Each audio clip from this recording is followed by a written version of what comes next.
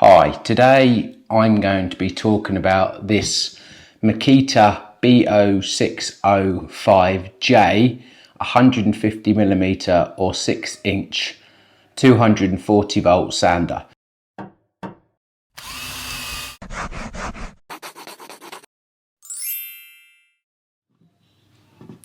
I've had the sander now for about 6 or 7 months and used it for a massive variety of tasks while I renovate my house. I thought I'd do a review because, to be honest, I've been absolutely blown away with how good it is.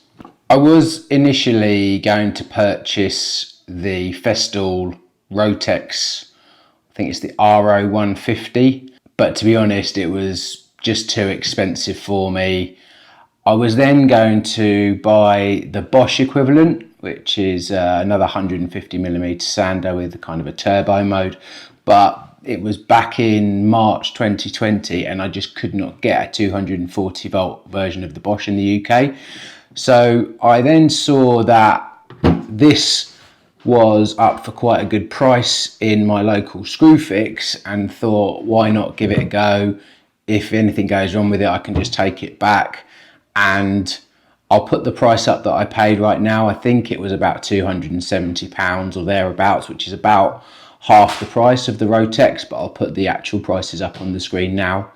I bought the sander because I wanted one with a bit more surface area. I've already got 125mm, which I think is about 4 inches, maybe 5. I'm terrible at Imperial.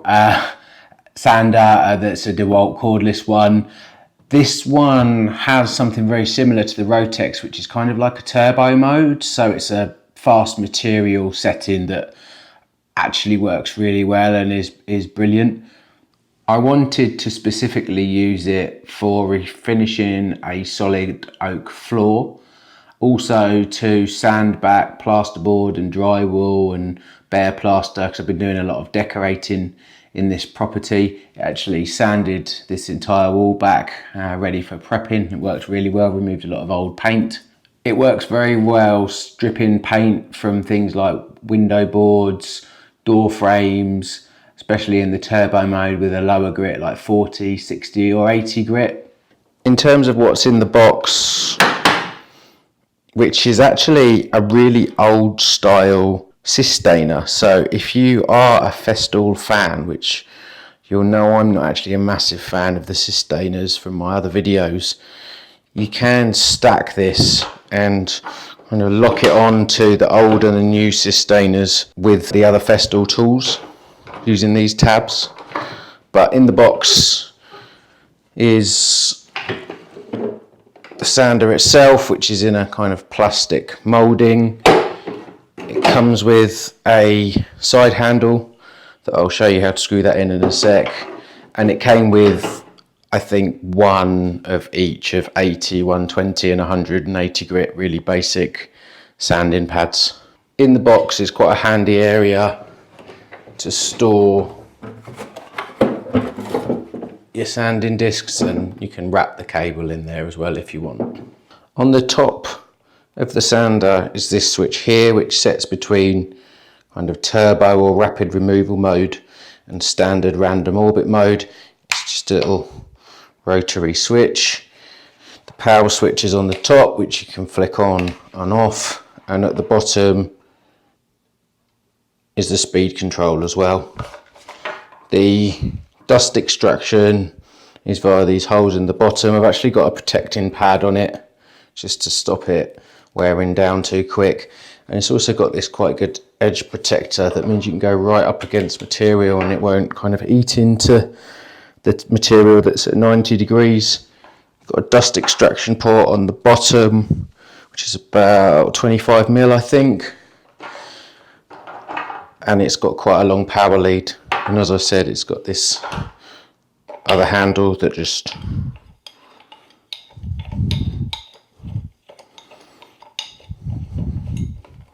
screws into the side.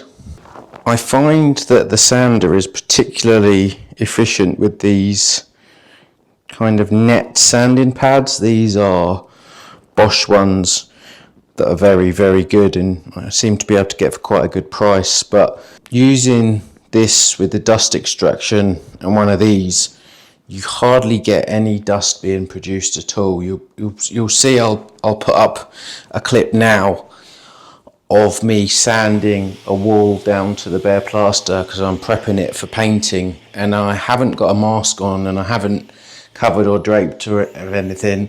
And believe me, with anything else, my wife would be extremely cross with me because it would get dust everywhere. But with this sander and a decent vac, I use it with my Nil Fisk with a power takeoff. It doesn't actually produce any dust into the air at all.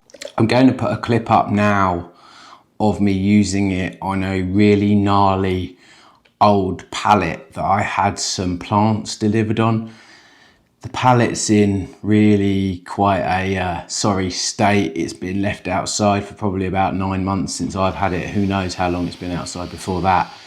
And this sander basically brought it back to, you know, near perfect condition. It had a bit of weathering on it still, but using an 80, 120, 180 and 240 grit discs, it brought it back to an amazingly smooth finish. I started off with the turbo mode on it and then went into kind of a standard rotary mode once I've removed the worst of it with the 80 grit, and it worked an absolute treat.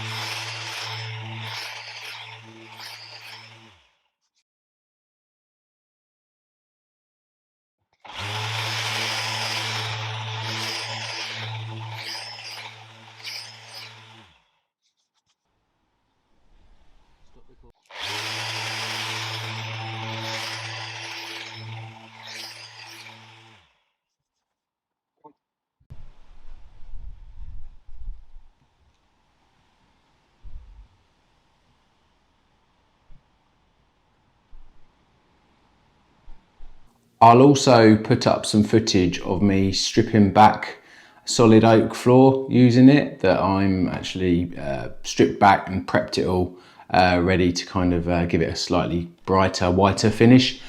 This has been absolutely fantastic. I've had to do about 30 square meters of floor stripping it back, and it's just absolutely blitzed through it. I watched all sorts of videos on YouTube as to how to strip your floor back, and there were people saying you should buy one of these big beastie floor sanders that you have to push about. This for 270 quid, and I've been able to use it for all sorts of other things, has worked an absolute treat. It's absolutely blitzed through it and it's given a fantastic finish on the floor. I'm going to do a separate video of me actually finishing the floor with it, just in case anyone's interested. If you wanted to, because of the kind of turbo mode that just puts it in a rotary action rather than random orbit, you could use it to polish if you wanted, if you had it on kind of a really low setting. So if you wanted to polish something up, it would also do that as well. I haven't used it for that, but I know other people do use it for that purpose. In terms of what I'm not keen on about it, it's quite heavy. It's a little bit unwieldy, particularly when it's in turbo mode. You do need to grab hold of this handle, otherwise it will kind of get away from you a little bit. It is quite noisy as well, but you can wear ear protection. I haven't generally used it, but if you're in a really confined space, you might want to. And the only other thing that I'll show you is this kind of little rubber moulding that sits on the top, just to give it a bit of protection. It has started to kind of pull away, probably as kind of heat and dust build-ups happen to it. It's not the end of the world, and I could probably glue it back down, but yeah, you might want to bear that in mind.